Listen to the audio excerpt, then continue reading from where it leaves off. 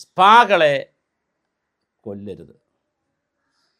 സ്പാകളെന്ന് പറഞ്ഞാൽ വെൽനസ് സെൻ്ററുകളായി വളരെ മനോഹരമായി ലോകത്ത് പ്രവർത്തിക്കുന്നൊരു സംവിധാനമാണ്.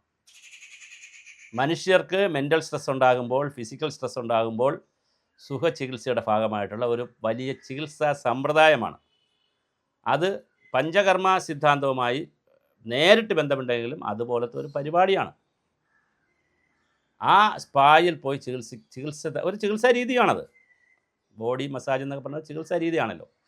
അതിനെ സെക്സ് ടൂറിസമാക്കിയും ന്യൂഡ് മസാജാക്കിയും ക്രോസ് മസാജാക്കിയും ഒക്കെ എങ്ങനെയും കാശുണ്ടാക്കണമെന്ന് വിചാരിക്കുന്ന ഒരു ചെറിയ ടീം കൾപ്രിറ്റുകളാണ് ഇതിനെ നാശക്കോട്ടയാക്കുന്നത്. 500 സ്ക്വയർ ഫീറ്റിന് ലൈസൻസ് എടുക്കുക, 5000 സ്ക്വയർ ഫീറ്റ് നടത്തുക. പ്രധാനപ്പെട്ട നല്ല മുറികൾ ഉണ്ടായിരിക്കുക, ഇടുങ്ങിയ മുറികൾ വയ്ക്കുക. പെൻ ക്യാമറ പോലുള്ള ക്യാമറകൾ വയ്ക്കുക, ക്യാമറ വയ്ക്കാതിരിക്കുക. അങ്ങനത്തെ മുറികൾ ഉണ്ടാക്കുക. സ്ത്രീകളെ പുരുഷൻ മസാജ് ചെയ്യുക, പുരുഷനെ സ്ത്രീ മസാജ് ചെയ്യുക. 18 വയസ്സിന് താഴെയുള്ള പിള്ളേരെ അവിടെ നിർത്തുക. വേറെ ബിസിനസ്സുകൾ അതിൻ്റെ ഇടയിൽ കൂടി ഉറപ്പിക്കുക, അനാശാസ്യ ഉറപ്പിക്കുക. അവിടുത്തെ റൂമുകൾ മറ്റാവശ്യങ്ങൾക്ക് ഉപയോഗിക്കുക. അവിടെ വരുന്ന ആളുകളുടെ ന്യൂഡായിട്ടുള്ള അല്ലെങ്കിൽ അല്പവസ്ത്രം ധരിച്ചിട്ടുള്ള മസാജ് നടക്കുമ്പോൾ അതിൻ്റെ ഫോട്ടോ എടുക്കുക. അത് വെച്ചുകൊണ്ട് ആണിനെയും പെണ്ണിനെയും ഭീഷണിപ്പെടുത്തുക. അവിടെ ജോലിക്ക് വന്നാൽ അവരെ ഭീഷണിപ്പെടുത്തുക.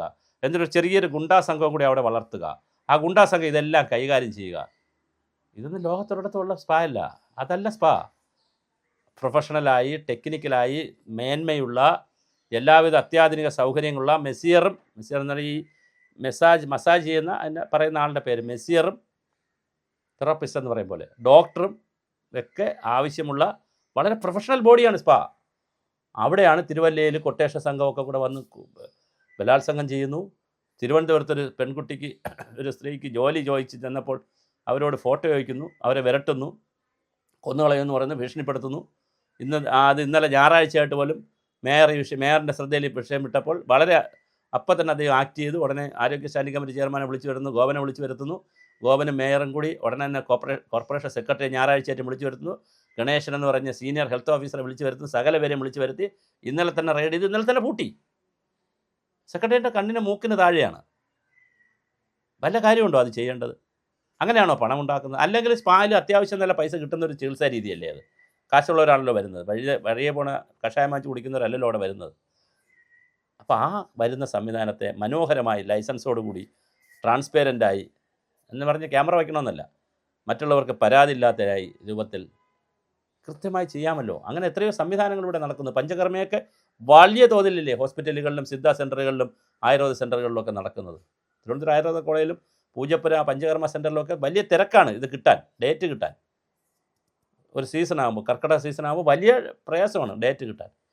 കേരളത്തിലൊരു വലിയ ബിസിനസ്സാണ് ഹെൽത്ത് ബിസിനസ്സാണ്, ഹെൽത്ത് ടൂറിസമാണിത്. ഇത് ഹെൽത്ത് ടൂറിസമാണ്, ഹെൽത്ത് ബിസിനസ്സാണ്, ഒക്കെയാണിത്, ഹെൽത്തുമാണ്. അതിനെയാണ് കുറച്ച് പേരുടെ കൾപ്രിറ്റ് കൊണ്ട് അല്ലെങ്കിൽ മോശം പ്രവർത്തനങ്ങൾ കൊണ്ട് നാശക്കോട്ടയായിരിക്കുന്നത്. സഹിക്കാൻ പറ്റുന്ന കാര്യങ്ങളല്ല. അതുകൊണ്ട് തന്നെ വ്യാപകമായി റെയ്ഡ് നടത്തി, റെയ്ഡല്ല ഒരു പരിശോധന, റെയ്ഡെന്ന വാക്ക് പറയുന്നത്, പരിശോധന നടത്തി ലൈസൻസ് എല്ലാം ക്ലിയർ ചെയ്ത് 1 വർഷത്തേക്ക് ലൈസൻസ് കൊടുത്തില്ലേ 1 വർഷത്തേക്ക് മാത്രം കഴിഞ്ഞാൽ അത് പുതുക്കുന്ന രീതിയിൽ ആവശ്യമായ ഇൻഫ്രാസ്ട്രക്ചർ എല്ലാം വെച്ച് ആവശ്യമായ ഡോക്ടേഴ്സിനെയും മെസ്സിയേഴ്സിനെയൊക്കെ വച്ചിട്ട് വളരെ മനോഹരമായി ഉത്തരവാദിത്തത്തോടുകൂടി ലൈസൻസോടുകൂടി പ്രവർത്തിക്കട്ടെ.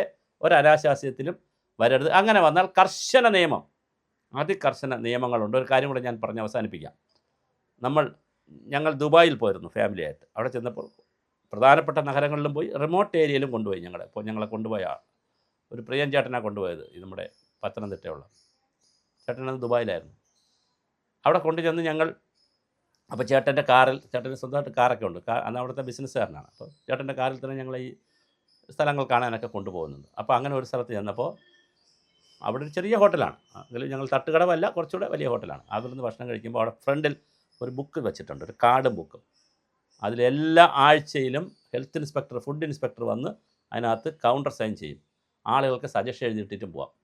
അത് കീറിക്കളയാൻ പറ്റത്തില്ല. അതവിടെ സൂക്ഷിക്കണം. ബുക്കിൻ്റെ പേജ് കറക്റ്റായിട്ട് സൂക്ഷിക്കണം. അപ്പോൾ അവിടെ എഴുതിയിട്ട് ആളുകൾ ഭക്ഷണം കഴിച്ചിട്ട് അവിടെ കറക്റ്റ് പേജ് എഴുതിയിടണം.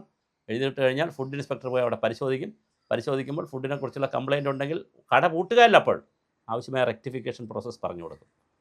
നിരന്തരം അത് ലംഘിച്ചാൽ മാത്രമേ കടയ്ക്കെതിരെ നടപടി വരികയുള്ളൂ.